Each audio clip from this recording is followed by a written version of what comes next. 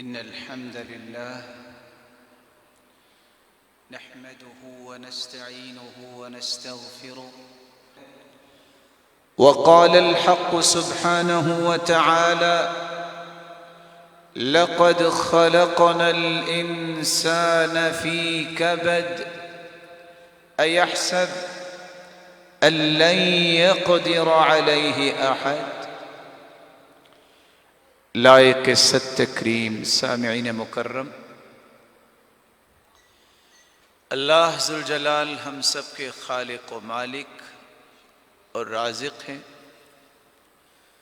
وہی قادر مطلق ہیں، پوری کائنات پہ تصرف اسی کا ہی ہے۔ وہ کسی کو صحت کے ساتھ آزماتا ہے اور کسی کو بیماری کے ساتھ آزماتا ہے، لیکن اس نے دو فیصلے سنائے ہیں۔ لقد خلقنا الانسان فی کبد، ہم نے انسان کو مشقت میں پیدا کیا ہے۔ انسان کی بنیادی طور پہ تین مشقتیں ہیں۔ ایک وہ مشقت جو ماں اٹھاتی ہے 9 ماہ تک، پھر وہ مشقت جس کو اٹھانے کے بعد انسان دنیا میں آتا ہے اور پھر اس کی پرورش ہوتی ہے۔ ایک ایسے وقت میں مشقت بھی آتی ہے، یہ زندگی کا حصہ ہے، جب انسان ہر ایک سے مستغنی اللہ اسے کڑیل جوان کر دیتے ہیں، اور بسا اوقات وہ بھول کے سمجھتا ہے اَيَحْسَبُ أَن لَّن يَقْدِرَ عَلَيْهِ أَحَدٌ، کیا اس کا یہ گمان بن چکا ہے کہ اس پر کوئی قابو نہیں پا سکتا؟ نہیں، اس وقت میں بھی مشقت اللہ ذوالجلال نے زندگی کا حصہ رکھا ہے، لیکن کوئی بھی مصیبت، بیماری، مشقت، اس پہ صبر کرنے والوں کو اللہ ذوالجلال نے خوشخبریاں عطا کی۔ اور دوسرا اصول دیا ہے جس کو آج میں اور آپ کبھی بھول جاتے ہیں۔ وہ اصول کیا ہے؟ اِنَّا لِلَّهِ، ہم اللہ کی مخلوق ہیں، ہم اللہ کی ملکیت ہے، وہ ہمارا مالک ہے، اور ہمیں لوٹ کے بھی اسی کے پاس جانا ہے۔ مالک اپنی ملکیت میں جو بھی تصرف کر لے، دنیا کی کوئی طاقت اسے پوچھنے کی جرت نہیں کر سکتی، اور جو اس کا فیصلہ ہوتا ہے وہی صحیح ہوتا ہے۔ میری عقل، آپ کی عقل اس کو تسلیم کرے نہ کرے، میرے مالک کے فیصلوں میں وہ حکمت ہوتی ہے۔ وہ اللہ ذوالجلال نے فیصلے رکھے ہوتے ہیں جو ہمیشہ انسان کے لیے بہتر ہوتے ہیں۔ رسول اللہ صلی اللہ علیہ وآلہ وسلم یہ ان انبیاء اور نفوس قدسیہ میں سے آخری پیغمبر ہیں جو 1,24,000 پیغمبر دنیا میں آئے، جن جیسی ہستیاں اللہ نے دنیا میں نہیں بھیجی۔ کیا ان ہستیوں میں سے کوئی دنیا میں بچا ہے؟ 1,44,000 صحابہ، کوئی ان میں سے دنیا میں رہا ہے؟ یہ حقائق ہیں۔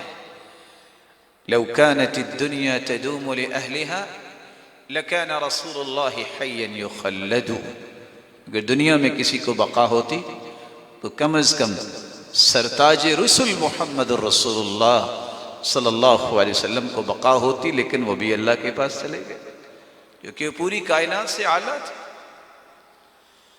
آج کے اس پرتشویش اور پرقلق حالات کے اندر ڈاکٹرز بھی SOPs بتاتے ہیں جن کو ماننا چاہیے، ضد نہیں کرنی چاہیے۔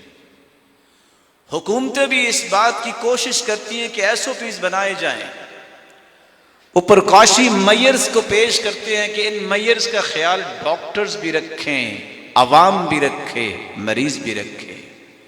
being a Muslim, being a مومن، شریعت نے بھی کچھ SOPs بتائے ہیں۔ شریعت نے بھی کچھ میئرز بتائے ہیں جن کا خیال کرنے سے رب تعالیٰ انسان کو ہر قسم کی مصیبتوں سے محفوظ کرتا ہے۔ مصیبت آ چکی ہے یا مصیبت سے آپ دور ہیں، ہر دو صورتوں میں ان ربانی میئرز کا، ان SOPs کا خیال رکھنا یہ ہماری دینی ذمہ داری ہے۔ تو آج کے خطبے میں ان پرقلق حالات کے اندر ایک مسلمان کس طرح راحت سے اپنی زندگی گزار سکتا ہے اور کس طرح اپنے رب کو راضی کر سکتا ہے اور رب کی رضا لے کر ہنستا مسکراتا اپنے ہی رب کے پاس اگر اس کو جانے کا موقع ملتا ہے تو اس میں اسے کوئی خوف نہیں ہوگا۔ وہ کون سے SOPs ہیں، آج ہم انہی کا ہی تذکرہ کریں۔ آپ ایک لمحے کے لیے سوچئے، الماضی لا یذکر، ماضی کا تذکرہ نہیں کیا جاتا، وہ گزر گیا وقت۔ آنے والے وقت کی پلاننگ کرنے کے لیے آج سب نئی زندگی کا آغاز کرتے ہیں۔ تو سب سے پہلا جو اصول ہمیں شریعت نے دیا ہے، جو ہر شخص سنتا ہے، ان اللہ یحب التوابین وَيُحِبُّ الْمُتَطَهِّرِينَ، اللہ توبہ کرنے والوں کو بھی پسند کرتا ہے اور پاکیزگی اختیار کرنے والوں کو بھی پسند کرتا ہے۔ نو ڈاؤٹ الطہور شطر الایمان، ایمان کا آدھا حصہ جو ہے وہ صفائی ہے۔ آج ان میئرز کا خیال تو ہمیں کرنا پڑتا ہے کہ آپ 20 سیکنڈ تک اپنے ہاتھوں کو دھوئیے۔ رسول مقبول صلی اللہ علیہ وسلم نے 1400 سال پہلے بتایا تھا، طیبوا افواہکم، اپنے منہوں کو پاک صاف اور خوشبودار رکھا کرو۔ طیبوا طہروا اجسادکم، اپنے جسموں کو ہر وقت پاک صاف رکھیے۔ طیبوا افنیتکم، اپنے گھروں کے صحن اور ماحول کو صاف ستھرا رکھو۔ طیبوا ساحاتکم، چوتھی روایت، اپنے ماحول اور جہاں جہاں تم جاتے ہو وہاں وہاں پاکیزگی کا اور صفائی کا خیال رکھو۔ فإن أنتن الساحات، ساحات اليہود، یہ اس وقت یہودیوں کا طریقہ ہوتا، گھر میں کوڑا کرکٹ جمع ہو جاتا، گھر چھوڑ دیتے لیکن صفائی نہیں کرتے تھے۔ تو سب سے پہلا کام، آپ اپنی زندگی کا آغاز کیجئے دوبارہ سے کہ میں ہر روز اللہ ذوالجلال کے پیغمبر کے بتائے ہوئے طریقے کے مطابق 24 گھنٹے اپنے آپ کو باوضو رکھوں گا۔ یہ وضو کرنا یہ ربانی سینیٹائزر ہے جس سے دنیا کے یہ وائرس کیا شیطانی وائرس سے بھی آپ محفوظ رہیں گے۔ اور کس طرح انسان اللہ کے ہاں مقام حاصل کر لیتا ہے۔ سیدنا بلال کا قصہ آپ کے سامنے ہے، جو 24 گھنٹے باوضو رہتے، چلتے زمین پر تھے، قدموں کی آہٹ جنت میں سنائی دیتی تھی۔ اور حدیث کے الفاظ کیا ہے؟ کائنات کے سرتاج جنت میں جا رہے ہیں اور کہتے ہیں سمعت خشبۃ بین یدی، میں نے اپنے آگے آگے چلنے والے کو دیکھا۔ میں نے کہا یہ آواز کیسی ہے، یہ کس کے چلنے کی آہٹ آ رہی ہے؟ جواب ملا یہ بلال ہی تو ہے۔ ما من عبد يبيت على ذكر طاهرا إلا بات معه في شعاره ملك لا ينقلب ساعة من الليل إلا قال اللهم اغفر لعبدك فإنه بات طاهرا۔ جو باوضو ہو کے سوتا ہے، یہی ایک وقت ہوتا ہے، انسان بیداری میں تو وضو کر لیتا ہے، اگر خطا ہو جائے دوبارہ کر لے، سوتے وقت بھی جو وضو کر لیتا ہے، رات کی کوئی گھڑی ایسی نہیں، یہ سویا ہوا ہے ساری رات، فرشتہ جو ہے اس کے لیے دعائیں کرتا رہتا۔ میرے بھائی مجھے بھی دعا کرنی چاہیے، آپ کے لیے، آپ کو بھی دعا کرنی چاہیے، مسلمانوں کے لیے، لیکن یاد رکھنا میری اور آپ کی دعا بھی اللہ قبول کرتے ہیں اور کریں گے، لیکن چھوٹی جس بات کی شریعت نے دی ہے کہ فرشتوں کی دعا رد ہوتی نہیں۔ ربانی سینیٹائزر استعمال کیجئے، عادت بنائیے کہ میں نے 24 گھنٹے باوضو رہنا۔ اللہ کے فضل سے اور اس کے کرم سے، اس کی عنایت سے ہر قسم کے وائرس سے اللہ تعالیٰ آپ کو محفوظ رکھے۔ دوسری آیت کا حصہ آپ نے سنا، اللہ پسند کرتے ہیں جو توبہ کرنے والے ہیں۔ روزانہ سے آپ شاور تو لیتے ہوں، نئی زندگی کا آغاز کرتے ہوئے بہترین طریقے سے شاور لیجئے۔ اکیلے کسی کمرے میں کھڑے ہو کے صرف 2 رکعتیں پڑھیے۔ اچھا وضو کرنے کے بعد اگر وضو خطا ہو گیا اور وضو کر کے آپ نے غسل کیا ہے تو پھر اسی وضو کے ساتھ آپ نماز پڑھ سکتے ہیں، صرف 2 رکعتیں پڑھیے۔ یقبل بوجہہ وقلبہ، جس طرح چہرہ آپ کا قبلے کی طرف ہے، دل کی تمام تمناؤں کا رخ بھی ادھر کیجئے، رب کی طرف۔ لا يحدث فیہما نفسہ، کوئی خیال نہیں آنا چاہیے ان 2 رکعتوں میں دنیا کا کوئی خیال، صرف اللہ ذوالجلال کے ساتھ ہم کلامی کا خیال ہو، میں رب سے گفتگو کر رہا ہوں۔ 2 رکعتیں پڑھیے، ہاتھ اٹھا لیجیے، اللہ ذوالجلال سے اپنے گناہوں کا اقرار کرتے ہوئے توبہ کیجیے اور معافی مانگیے۔ یہ توبہ بھی انسان کو جس طرح گناہوں سے پاک صاف کرتی ہے، رب تعالیٰ کی رحمت میں داخل کر دیتی ہے اور دنیا کی مصیبتوں سے اللہ اسے بھی محفوظ فرما دیتا ہے۔ تیسرا کام جو آج ہمیں اختیار کرنا ہے، ہمیں اللہ نے پیدا کیا تو کس لیے پیدا کیا؟ ماسک بنایا گیا ہے نا تاکہ کسی کی کوئی چیز اگر کوئی پرابلم ہے تو اس تک نہ پہنچے۔ ہمیں کس لیے اللہ نے بنایا؟ اس کا بھی کوئی پرپز ہے کہ نہیں ہے؟ بڑی سے بڑی اور چھوٹی سے چھوٹی مشینری تیار ہوتی ہے، ساتھ اس کے گائیڈ بک ہوتی ہے، یہ چیز اس لیے ہے، یہ چیز اس لیے ہے۔ مجھے اور آپ کو یہ سوچنا ہے کہ مجھے اور آپ کو اللہ نے کس لیے بنایا ہے؟ وَمَا خَلَقْتُ الْجِنَّ وَالْإِنسِ إِلَّا لِيَعْبُدُونِ، اللہ نے انسانوں اور جنوں کو عبادت کے لیے پیدا کیا۔ تیسری بات، جب آپ کو یہ تو پتہ چل چکا مخلوق کے کہنے پر، مخلوق کے ڈرانے پر، مخلوق کے خوف و ہراس پیدا کرنے پر کہ بس موت آ جائے گی اگر وائرس لگ گیا، تو خالق کی بات بھی مان لو کہ جب میرا فیصلہ آئے گا دنیا کی کوئی احتیاطیں تمہارے کام نہیں آئیں گی۔ اس لیے میری ہی ضمانت میں آ جاؤ، میری ہی کسٹڈی میں آ جاؤ۔ کیسے میں اور آپ اللہ کی ضمانت میں جا سکتے ہیں؟ من صلی الفجر فی جماعہ فہو فی ذمۃ اللہ فلا تغفروا اللہ فی عہدی، جو فجر کی نماز، 5 نمازیں با جماعت پڑھنا یہ لازم پکڑو، اور خصوصاً صبح کی نماز جو با جماعت پڑھ لیتا ہے یہ 24 گھنٹے جو ہے وہ اللہ کی ضمانت میں چلا جاتا ہے، اس کی کسٹڈی میں۔ آج کہتے ہیں جس ہاسپٹل میں فلاں ڈاکٹر ہے اور فلاں ان کے انتظامات ہے، وہاں چلے گئے پھر تو ٹھیک ہو جائیں گے۔ اللہ ان کو جزائے خیر دے ڈاکٹرز کو، ان کی بھی حفاظت فرمائے۔ لیکن کیا بینگ اے مسلم مجھے محمد مصطفیٰ کی زبان سے نکلے ہوئے کلمات کی لاج رکھنی چاہیے کہ نہیں؟ مجھے تو وہ بات یاد کرنی اور کروانی پڑتی ہے۔ کھوپڑیوں کے درمیان ایک شخص نیک لوگوں میں سے لیٹا ہوا تھا، رات کے تھکے ہوئے سحری کے وقت دوسرے نے آگے کہا تمہیں خوف نہیں آ رہا؟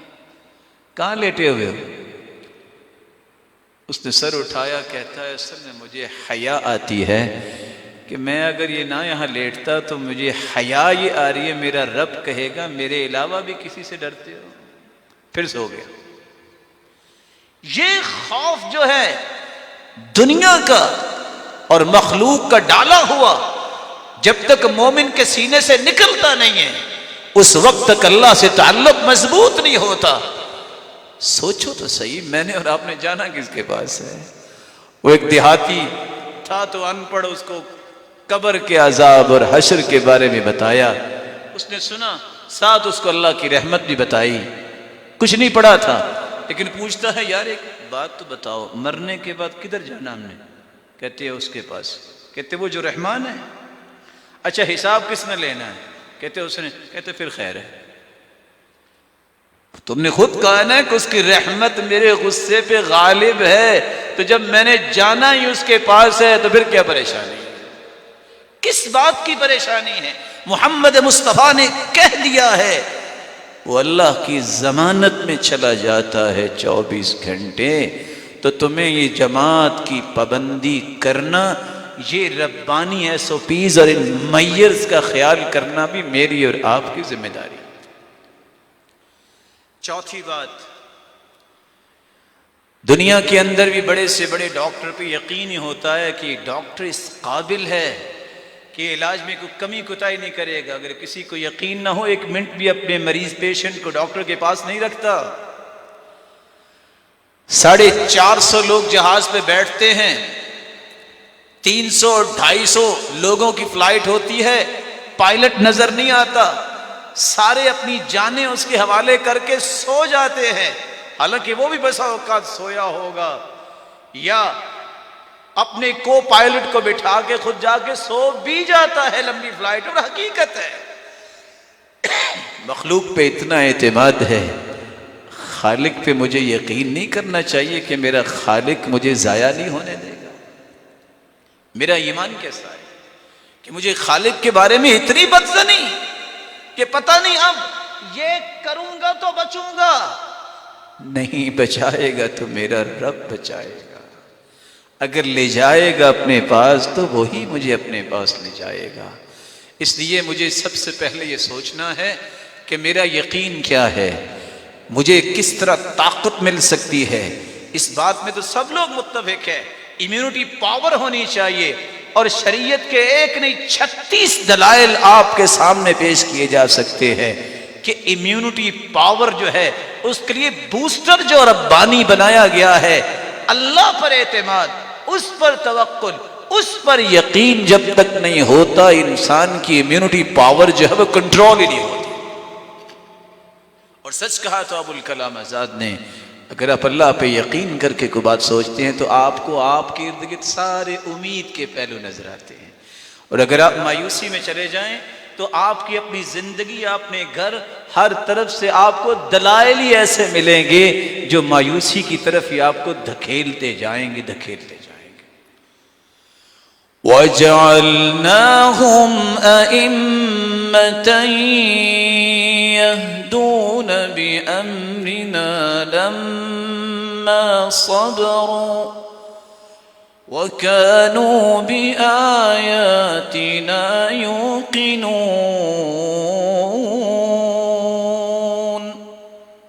برداشت کرنا، یقین کرنا، یہ دو ایسے اصول ہیں جس سے اللہ انسان کو لیڈرشپ عطا کرتے، جس کو انسان اختیار کر لے تو دنیا کی ہر قسم کی مصیبت کے سامنے وہ پہاڑ بن کے کھڑا ہوتا ہے، لیکن کب؟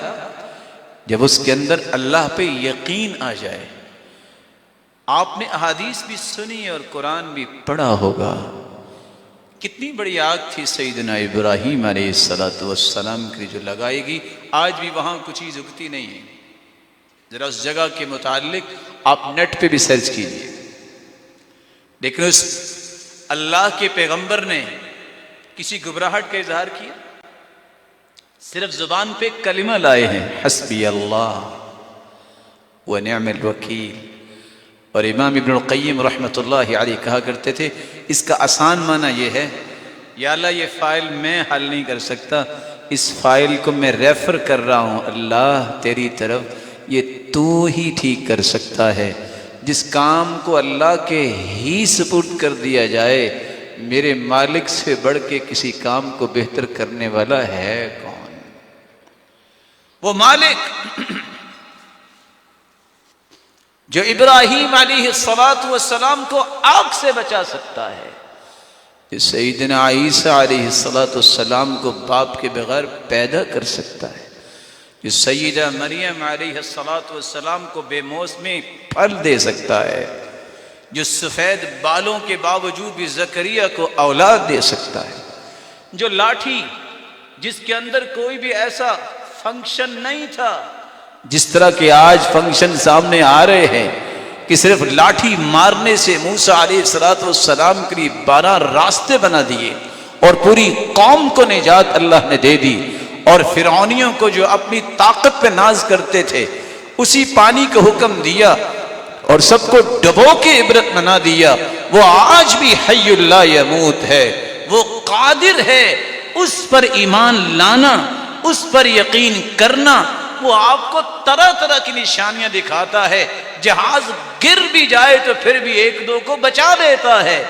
یہ دلائل بتاتے ہیں مومن کا یقین اللہ پہ ہونا چاہیے۔ خوف و ہراس جو دنیا کے اندر ہے یہ ایمان والوں کے اندر نہیں ہونا چاہیے۔ ہاں احتیاطی میئرز کو استعمال کریں، لیکن یہ بات میں آپ کی خدمت میں ادب سے پیش کر دوں، دنیا جہان کی احتیاط کر لو، اللہ ذوالجلال کا اگر فیصلہ آ گیا تو کوئی احتیاط اس کا سامنا نہیں کر سکے۔ اس لیے احتیاط وہ ہے جس کو اللہ نے بتایا ہے، احتیاط وہ ہے جس کو محمد کریم نے بتایا ہے۔ اینما تکونوا یدرککم الموت ولو کنتم فی بروج مشیدہ، چونا گچ کی ہوئی دیواروں میں، قلعوں میں چھپ کے بھی بیٹھ جائے موت وہاں بھی آ جاتی ہے۔ من لم يمت بالسیف مات بغیرہ تعددت الاسباب والموت واحد، جو تلوار سے نہیں مرتا وہ گھر اپنی چارپائی پہ لیٹا بھی فوت ہو جاتا ہے۔ اور یاد رکھیے گا اللہ ذوالجلال ہمیں اس بات پہ یقین نصیب فرمائے، آپ اس قوم کے ساتھ محبت کرنے والے ہیں، آپ ان لوگوں کو اپنا آئیڈیل سمجھتے ہیں جن کو صحابہ کہتے تھے، اور صحابہ میدانوں میں موت ڈھونڈتے پھرتے تھے، موت ان کے آگے آگے ہوتی تھی۔ کس طرح سیدنا خالد بن ولید کہتے، اللہ میں نے بڑی کوشش کی، بڑی چاہت اور تمنا کی مجھے شہادت مل جائے، آج میں اپنی چارپائی پہ ہی دنیا سے جا رہا ہوں، اور میرا پیغام بزدلوں کو دے دینا کہ کبھی بھی بہادروں کے سامنے بہادروں کی موت حفاظت کرتی ہے، اور بزدل جو ہیں وہ کبھی بھی موت سے بچ نہیں سکتے۔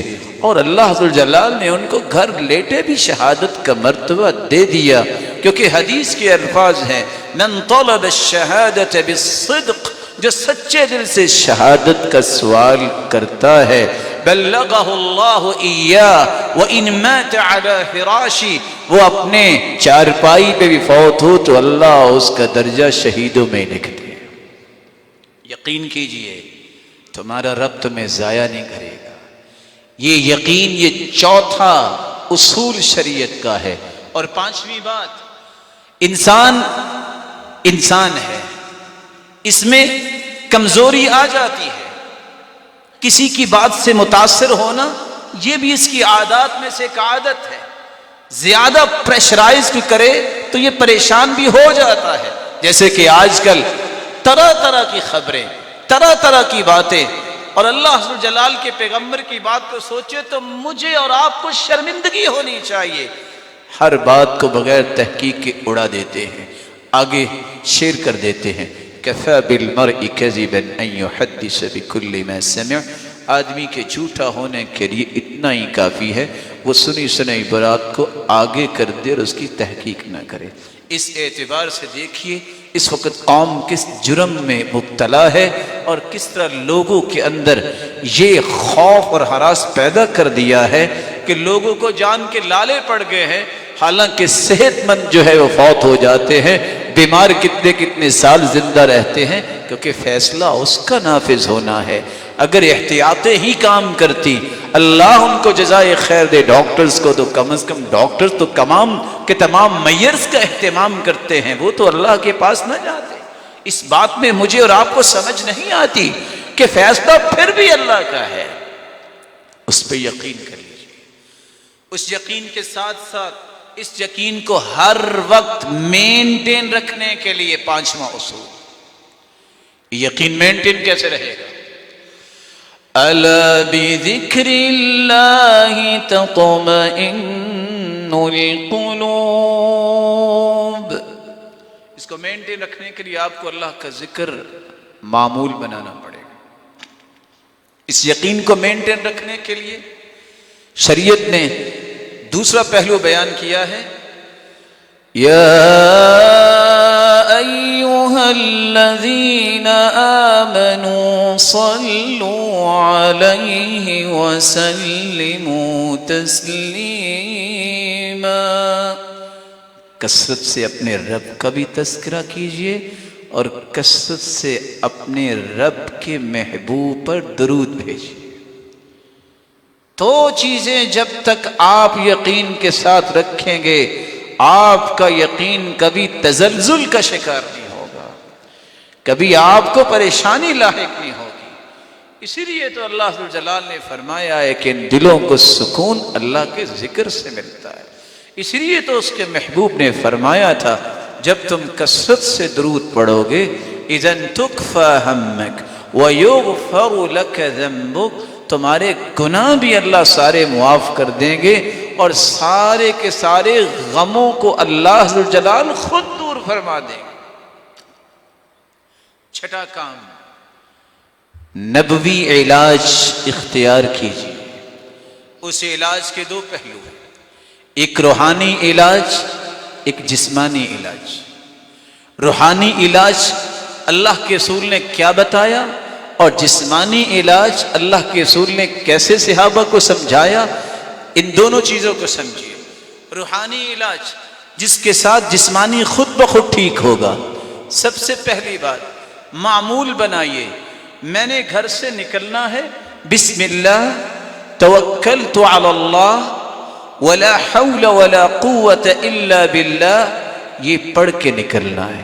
یہ تین کلمات آپ پڑھ لیں، اللہ کے پیغمبر کا یہ وعدہ ہے جو انہوں نے خوشخبری سنائی ہے کہ اللہ ذوالجلال اس بندے کے ساتھ معاملہ کیا کرتے ہیں، قد ہدیت وکفیت ووقیت، اے بندہ مومن تم ہدایت یافتہ بن چکے ہو، تجھے شیطان کے شکنجوں اور وسوں سے بچا لیا گیا ہے، ووقیت، تجھے ہر قسم کی مصیبت سے بھی محفوظ کر لیا گیا ہے، تجھے تیرا رب کافی ہو گیا ہے، تجھے کسی اور کی اب ضرورت نہیں۔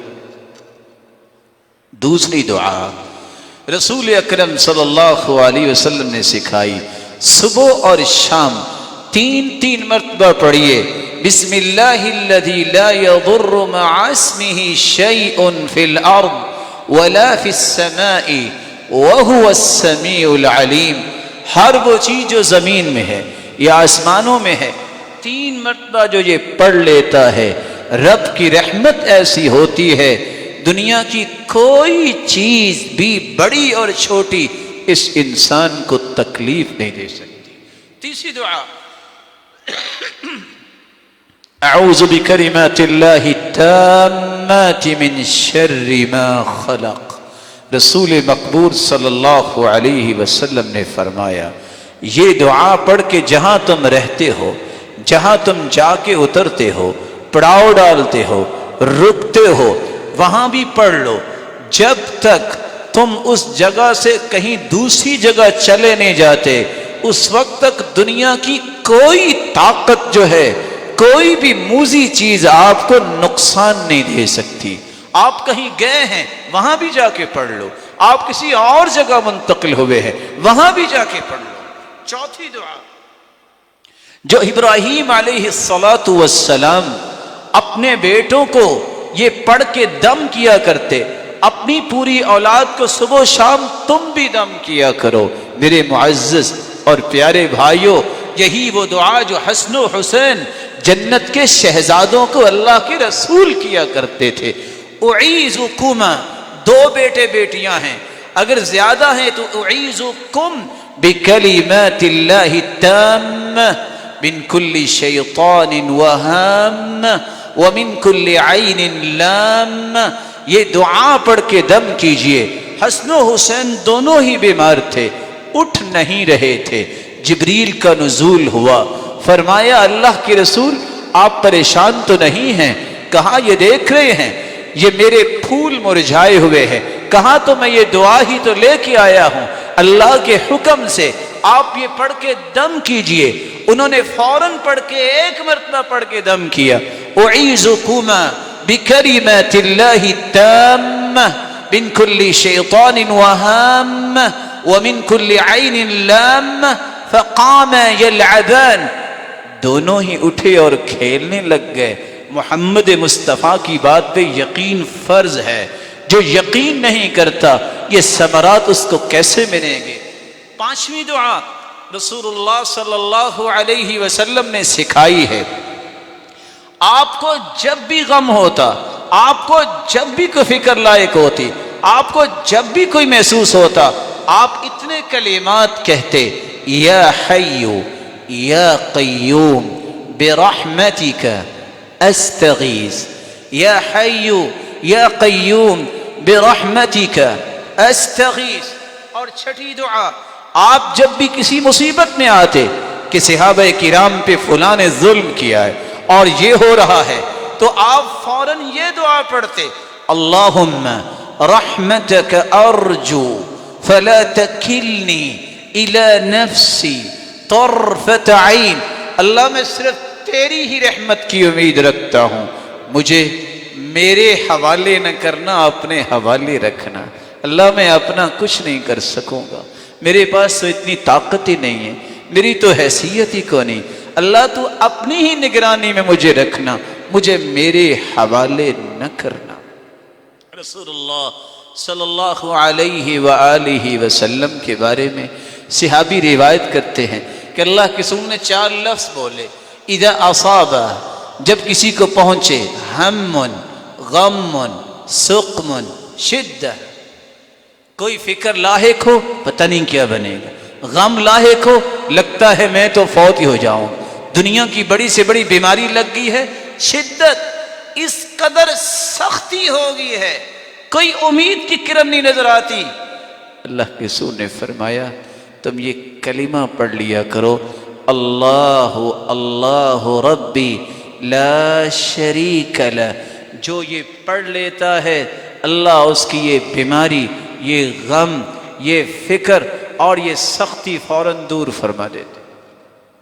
رسول اکرم صلی اللہ علیہ وآلہ وسلم نے 7ویں چھٹی یہ دعا بتائی, لا الہ الا انت سبحانک انی کنت من الظالمین لم يدع بها رجل قط الا استجاب اللہ تعالی لذلك. جو بندہ اتنا پڑھ لے, لا الہ الا انت سبحانک انی کنت من الظالمین, یہ وہ دعا ہے. رات کا اندھیرا, پانی کا اندھیرا, مچھلی کے پیٹ کا اندھیرا, اللہ نے وہاں بھی یونس کی زبان سے نکلے کلمات کو سن کے ان کو بچا لیا. تو دنیا کے کسی اندھیرے میں, بیماری کے اندھیرے میں, غم کے اندھیرے میں کچھ چلا جائے, یہ پڑھ لے. حدیث کے آخری الفاظ کیا ہیں؟ لم يدع بها رجل قط, دنیا کا کوئی انسان کبھی بھی یہ پڑھ لے اللہ اسے فوراً قبول فرما لیتے ہیں. رسول اللہ صلی اللہ علیہ وآلہ وسلم نے 7ویں دعا یہ بیان کی ہے, لا الہ الا اللہ العظیم الحلیم, لا الہ الا اللہ رب العرش الکریم, لا الہ الا اللہ رب السماوات ورب العرض ورب العرش العظیم. یہ دعا پڑھ لے, صحیح بخاری مسلم کی روایت ہے, جس غم اور مصیبت میں مبتلا ہے رب تعالیٰ اسے دور فرما دیتے ہیں. 8ویں دعا رسول اللہ صلی اللہ علیہ وسلم نے جو بیان فرمائی, آپ صلی اللہ علیہ وسلم کے صحابی سیدنا ابو بکر ممبر پہ چڑھے, رونے لگ گئے اور کہتے ہیں ایک بات یاد رکھو, صلی اللہ العفو والعافیہ, اللہ سے کثرت سے عافیت مانگا کرو اور معافی بھی مانگا کرو۔ یا اللہ ہمیں معاف بھی کر دے اور ہمیں ہر بیماری سے بھی بچا کے رکھ۔ دوسرے سال پھر ایسا کیا، اللہ کے رسول کے پاس ایک دن شخص آیا، دوسرے دن آیا، تیسرے دن آیا کہ سب سے افضل دعا کون سی ہے؟ آپ نے فرمایا صلی اللہ العفو والعافیہ، اس سے افضل دعا کون سی ہو سکتی ہے کہ آپ اللہ سے یہ مطالبہ کریں، اللہم انی اسألک العفو والعافیہ، اللہ میں تجھ سے عافیت بھی طلب کرتا ہوں، معافی بھی طلب کرتا ہوں۔ معافی کیا ہے کہ سارے گناہوں کو صاف کر دے، عافیت کیا ہے کہ دنیا کی ہر بیماریوں سے میرا جسم پاک کر دے۔ تو کثرت سے یہ دعا کرنا۔ نویں دعا جو رسول اللہ صلی اللہ علیہ وسلم نے سکھائی ہے، اللہم عافنی فی بدنی وعافنی فی بصری وعافنی فی سمعی لا الہ الا انت، اللہ میرے بدن میں بھی عافیت فرما، کوئی بیماری نہ رہے، میری آنکھوں میری کانوں میں بھی، یعنی میرے کان اور میری آنکھیں اس قدر یقین والے بن جائیں کسی خبر سے متاثر بھی نہ ہوں۔ کثرت سے یہ دعا مانگیے، اللہ عبادت کے لائق تو ہے۔ رسول اللہ صلی اللہ علیہ وآلہ وسلم نے اگلی دعا یہ سمجھائی، اللہم استر عورتی وآمن روعتی، اللہ میرے ہر ایسے پہلو پہ پردہ ڈال دے جو مجھے پریشان کر دے اور لوگوں کے سامنے پریشانی کا باعث بن جائے۔ اللہ جو میرے اندر خوف ہے اس کو دور فرما دے، تو میری حفاظت فرما۔ واحفظنی من بین یدی، اللہ میری آگے سے بھی حفاظت فرما، ومن خلفی، میرے پیچھے سے بھی میری حفاظت فرما، وعن یمینی، میری دائیں طرف سے بھی حفاظت فرما، وعن شمالی، میرے بائیں طرف سے بھی میری حفاظت فرما، ومن فوقی، اور میرے اوپر سے بھی میری حفاظت فرما، وان اغتال من تحتی، اور زمین کی طرف سے بھی مجھے کوئی تکلیف نہ پہنچے۔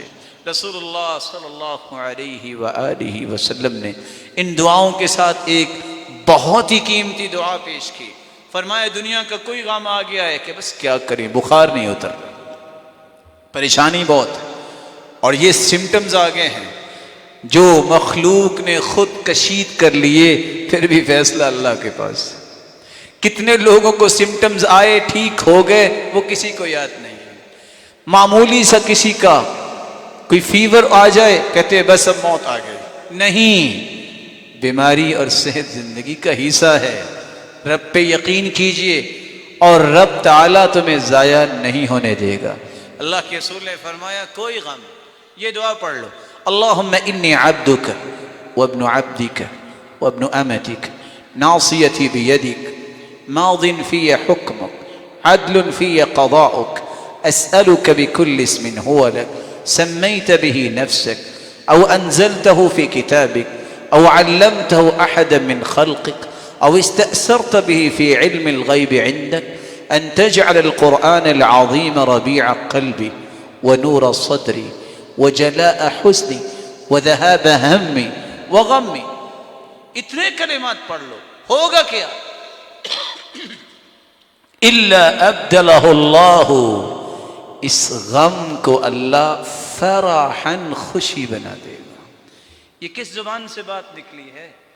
دنیا جہان کے قابل لوگ، ڈاکٹرز لوگ ہمارے لیے قابل احترام ہیں، لیکن ایک کھرب ایسے لوگ ہوں ان کی بات کی صداقت جہاں ختم ہوگی وہاں محمد کریم کی صداقت شروع ہوگی۔ رسول اکرم صلی اللہ علیہ وسلم نے جسمانی علاج بھی بتایا، جہاں روحانی علاج۔ جسمانی علاج کا پہلا اصول قرآن، یہ بھی ایک دوائی ہے۔ وَنُنَزِّلُ مِنَ الْقُرْآنِ مَا هُوَ شِفَاءٌ وَرَحْمَةٌ لِّلْمُؤْمِنِينَ وَلَا يَزِيدُ الظَّالِمِينَ إِلَّا خَسَارًا۔ قرآن کو ہم نے شفا بنایا ہے، جانا ہی ہے تو تیاری کے ساتھ چلے جانا. اس رب کی کلام پڑھتے پڑھتے اس وقت بھی فرشتے آپ کو پروٹوکول دے رہے ہوں گے، چاروں طرف فرشتے ہوں گے. 40 سال کے قریب عبد الرحمن السلمی مسند پہ بیٹھ کے قرآن پڑھاتے رہے. بیمار ہو گئے. گھر والوں نے کہا اب تو آ جاؤ، زندگی کا کیا پتہ ہے، اب تو آخری سانس ہو گئے. کہا اس سے بڑی سعادت کیا ہے، میں اس مسند پہ بیٹھا قرآن پڑھا رہا ہوں، چاروں طرف فرمان نبی کے مطابق فرشتے پروٹوکول کے لیے آئے ہوئے. اگر ایک فرشتہ اور آ کے اسی حالت میں ان فرشتوں کی جھرمٹ میں مجھے میرے رب کے پاس لے جائے تو پریشانی کیا ہے. قرآن یہ جسمانی علاج بھی ہے، روحانی علاج بھی ہے. دوسری چیز، آپ اپنے آپ کو، گھر والوں کو، مریض کو دم کیجئے. صحیح بخاری کی روایت کے مطابق سورۃ الفاتحہ پڑھیے. صحیح حدیث کی روشنی میں قل یا ایھا الکافرون، قل هو اللہ احد، قل اعوذ برب الفلق، قل اعوذ برب الناس. 4 یہ چیزیں، 5ویں فاتحہ. 6ٹھی چیز بسم اللہ ارقیک من کل شیء یؤذیک من شر کل نفس او عین حاسد بسم اللہ ارقیک واللہ یشفیک. 6ٹھی چیز. 7ویں چیز 7 مرتبہ پڑھیے اسأل اللہ العظیم رب العرش العظیم ان یشفیک. 7 مرتبہ یہ پڑھیے. اور 8ویں دعا اذهب البأس رب الناس واشف انت الشافی لا شفاء الا شفاؤک شفاء لا یغادر سقما. اس کو دم کیجئے، اس کو دم کیجئے. یہ علاج ہے. جس طرح آج پیناڈول اور دیگر دوائیوں کا ہم علاج سمجھتے ہیں، لینا چاہیے. تداووا ولا تتداووا بحرام. علاج کروانا سنت ہے، دوائی لینا سنت ہے، لیکن حرام چیز سے علاج نہ کرو. ان اللہ لم یجعل شفاء امتی فیما حرم علیہم. کیونکہ اللہ نے حرام چیز میں شفا رکھی نہیں ہے. یہ 8 چیزیں پڑھ کے دعا کیجئے اور اس پہ دم کیجئے. بلکہ رسول اللہ صلی اللہ علیہ وسلم تو یہ کیا کرتے، سینے پہ ہاتھ پھیرتے اور یہ 7 مرتبہ دعا پڑھ کے دم کرتے. اور حدیث کے لفظ کیا ہے، اگر اس کی موت نہیں آئی تو یہ دعا پڑھ کے دم کر دو، اللہ ذوالجلال اس کی اس بیماری کو ختم کر دیں گے. لیکن یقین شرط ہے. تیسرا کام، رسول اللہ صلی اللہ علیہ وسلم نے فرمایا داؤوا مرضاکم بالصدقہ. کوئی اپنے گھر میں سے مریض ہے، اس مرض کو دور کرنا چاہتے ہو، صدقہ کرو. داؤوا مرضاکم بالصدقہ. صدقے سے بیماریاں بھی ختم ہوتی ہیں اور آپ کے گھر، اہل و عیال سب کو اللہ صحت و عافیت سے نواز دیں گے. چوتھا طریقہ جس سے جسمانی علاج محمد مصطفیٰ نے کیا، آپ صلی اللہ علیہ وسلم نے فرمایا ماء زمزم لما شرب له. جو زمزم جس نیت سے، جو دعا کر کے، جو تمنا کر کے پیو گے، اللہ اسے پورا کریں گے. زمزم شفاء سقم وطعم طاعم وشفاء سقم. زمزم کا پانی خوش ذائقہ بھی ہے اور دنیا کی ہر بیماری کا علاج بھی ہے. اس لیے عبداللہ ابن عباس پانی لیتے اور کیا کرتے، صرف 3 دعائیں کرتے. اللہم انی اسألک علما نافعا ورزقا طیبا وشفاء من کل داء. اللہ علم وہ عطا فرما دے میرے مالک جو مجھے دنیا اور آخرت میں نفع دے، رزق ایسا دے جو پاکیزہ ہو، اور جب تک میں زندہ ہوں ہر بیماری سے مجھے بچا کے رکھنا. رسول اللہ صلی اللہ علیہ وسلم نے 5واں طریقہ بتایا ہے، شہد کا استعمال کیجئے. اور آج میڈیکل بھی اس کو تسلیم کر رہی ہے. اللہ کے رسول کا فرمان، صحابی کو کہا اسقی عسل، اپنے بھائی کو شہد پلائیے. صحیح بخاری کی روایت ہے. 1 مرتبہ 2 مرتبہ پلایا، نہیں ٹھیک ہوا. فرمایا صدق اللہ صدق اللہ وکذب بطن اخیک.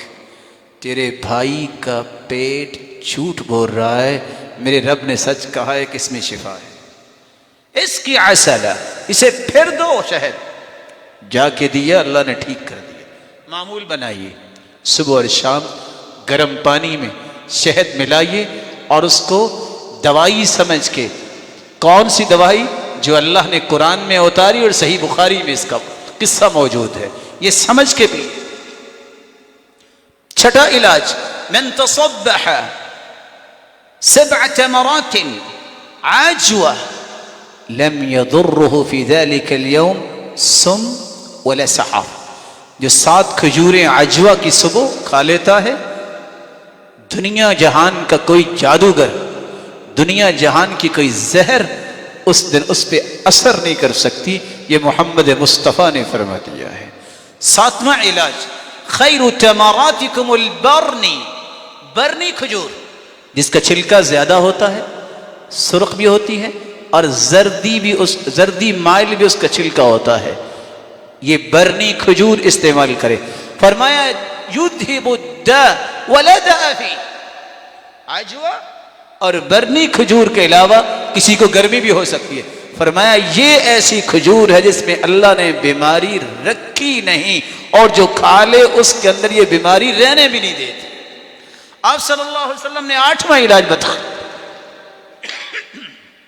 آپ نے فرمایا ان هذه الحبة السوداء، ان هذه الحبة السوداء شفاء من كل داء الا من السام۔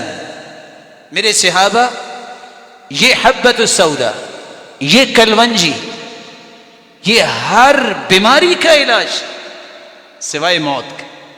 السام، پوچھا اللہ کے رسول سام کیا ہے؟ کہاں موت کو کہتے ہیں۔ 9واں علاج، آپ صلی اللہ علیہ وسلم نے فرمایا علیکم بالسنا والسنوت، سنا مکی اور سنوت شہد، ان دونوں کو لو، فإن فیہما شفاء من کل داء الا السام، سوائے موت کے اللہ نے ہر بیماری کی شفا اس میں رکھی۔ آپ صحابہ کی اس حدیث، صحابی حدیث بیان کرتے ہیں، صحابی بیمار ہو گئے، کیا کیا؟ 5 قطرات او 7 قطرات، 5 قطرے کلونجی کو زیتون میں ملا کے 5 یا 7 قطرے جب نوز میں ڈالیں گے، اللہ عز و جلال اس میں شفا ڈال دیں گے۔ سنا مکی، اس میں بھی شہد ملا کے قہوہ بنا کے پیئے۔ استعط رسول اللہ صلی اللہ علیہ وسلم، خود اللہ کے رسول صلی اللہ علیہ وسلم نے اپنے نوز میں دوائی یہ ڈالی ہے۔ آپ صلی اللہ علیہ وآلہ وسلم نے یہاں تک فرمایا، آپ علاج کرنا چاہتے بیماریوں کا، التلبینہ مجمۃ لفؤاد المریض تذهب ببعض الحزن، تلبینہ بنا کے کھائیے، اگر امیونٹی پاور بالکل ختم ہو گئی ہے، دل کنٹرول میں نہیں، یہ تلبینہ آپ کے دل کو مضبوط کرے گا۔ وَتَذْهَبُ بِبَعْضِ الْحُزْنِ، اور جو غم اس کے اندر ہے اسے دور کر دے گا۔ آپ جو کا دلیا لیں، اس کو دودھ میں پکائیں، اس کے اندر کھجوریں بھی ڈال دیں، اس کے اندر شہد بھی ملا دیں اتنی مقدار میں، اور اس کو آپ لے لیں۔ یہ تلبینہ ہے جو اللہ کے رسول صلی اللہ علیہ وسلم نے علاج بتایا ہے۔ تو یہ روحانی 10 علاج اور جسمانی 10 علاج یہ خود رسول اللہ صلی اللہ علیہ وسلم نے پیش کیے ہیں۔ اللہ عز و جلال ہمیں اختیار کرنے کی توفیق عطا فرمائے۔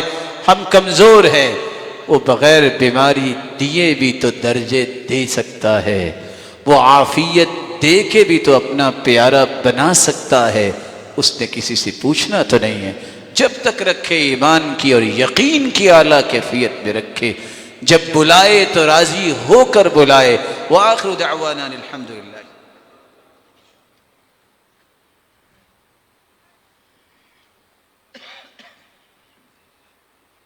الحمد للہ علی احسانہ والشکر لہ علی توفیقہ وامتنانہ، اما بعد۔ رسول اکرم صلی اللہ علیہ وسلم کا فرمان ہے، ما من داء الا وقد انزل له دواء، دنیا میں کوئی بیماری ایسی نہیں جس کا اللہ نے زمین پہ علاج نہیں اتارا۔ علمہ من علمہ وجہلہ من جہلہ، جاننے والے جان لیتے ہیں، جو نہیں جانتے وہ نہیں جانتے۔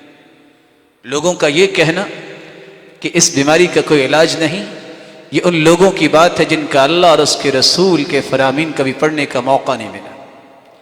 یہ حدیث بخاری کی ہو، حدیث صحیح ہو، اور اس میں یہ لفظ آ جائیں، یہ کرنا ہر بیماری کا علاج ہے، قیامت تک آنے والی بیماریاں اس میں آئی کہ نہیں آئی۔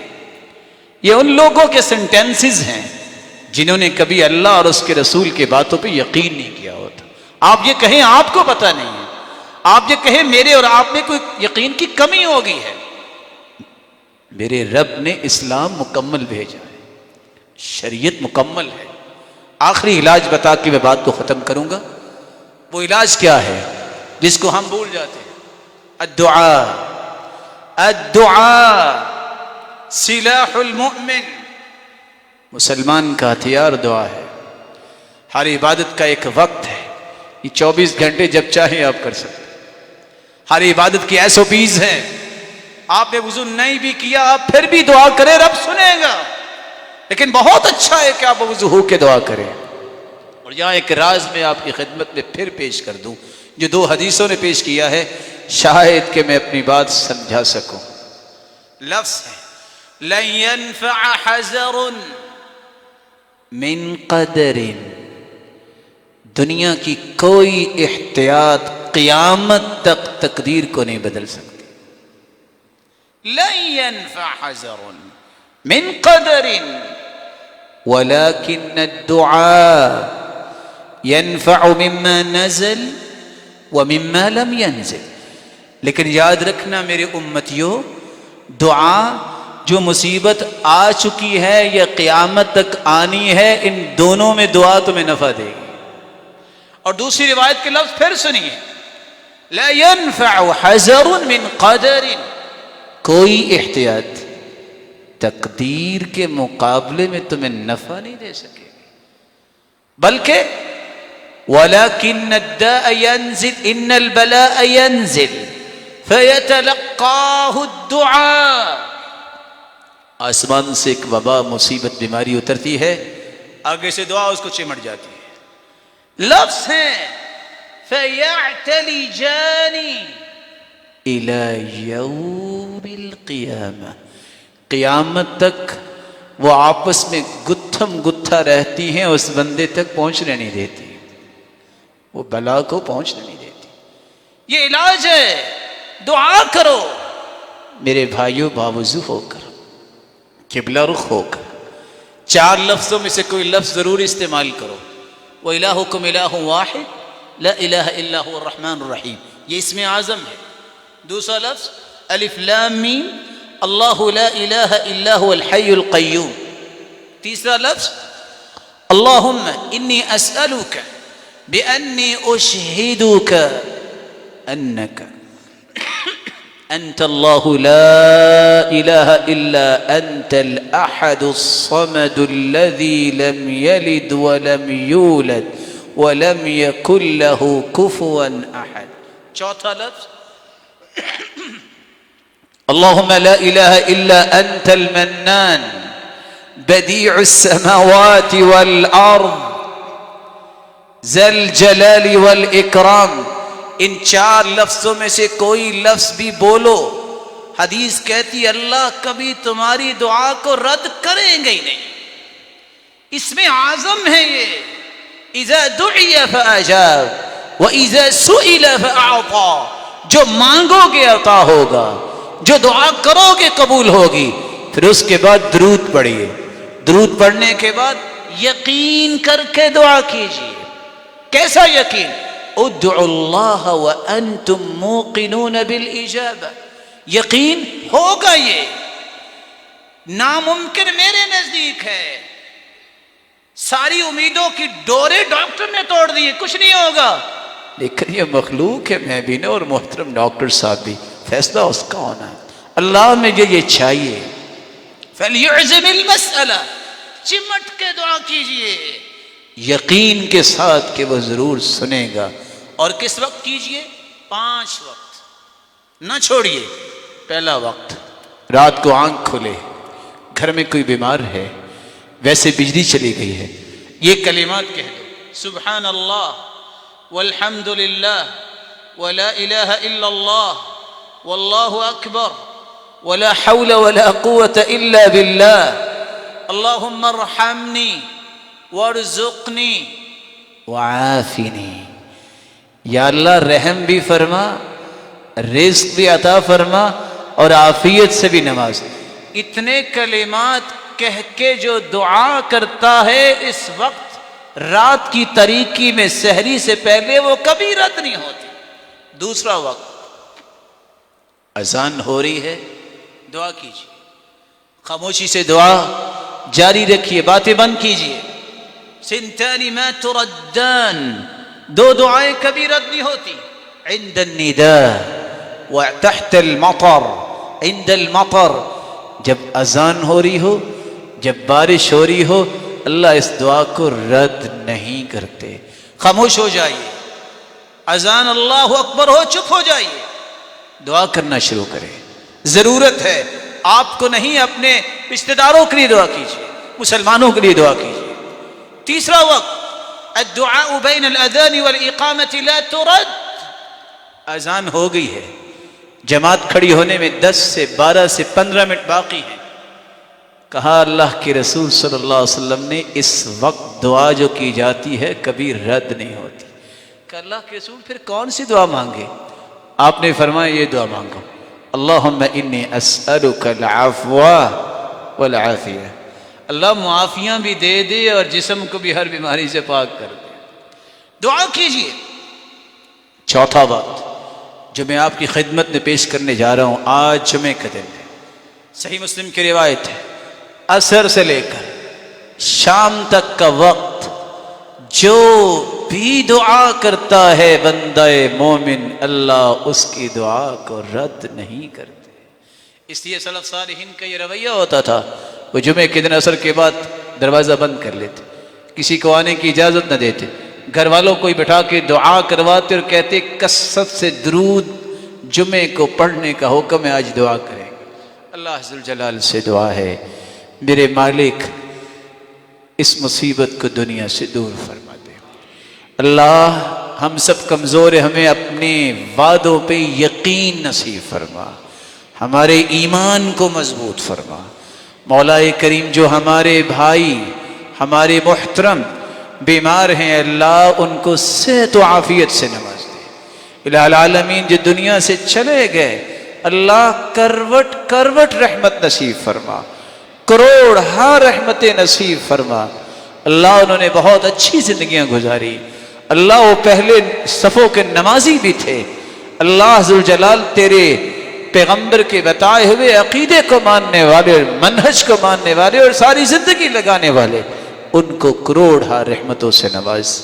اور آج کی اس خطبے کا پیغام میں اور آپ اللہ کی ملکیت ہے۔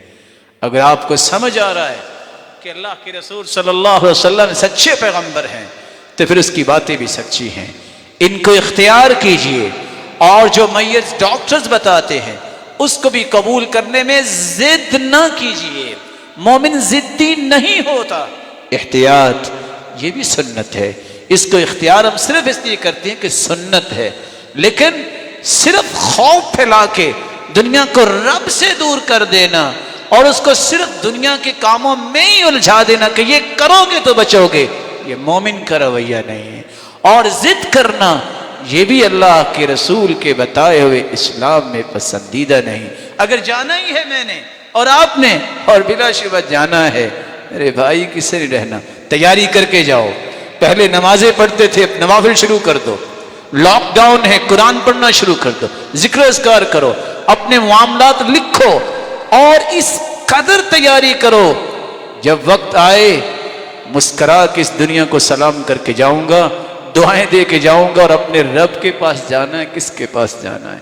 اور تمہارا رب تم سے وہ پیار اور محبت کرے گا جو ساری دنیا کے رشتہ داریاں مل کے بھی تمہارا احترام نہیں کر سکتی۔ یہ یقین جب ہو جائے پھر موت کا خوف بھی نہیں رہتا، پھر یہ انسان کی قلق بھی دور ہو جاتی ہے۔ انا للہ وَإِنَّا إِلَيْهِ رَاجِعُونَ. ہم اللہ کے ہی ہیں اور اللہ کے پاس جانا ہے.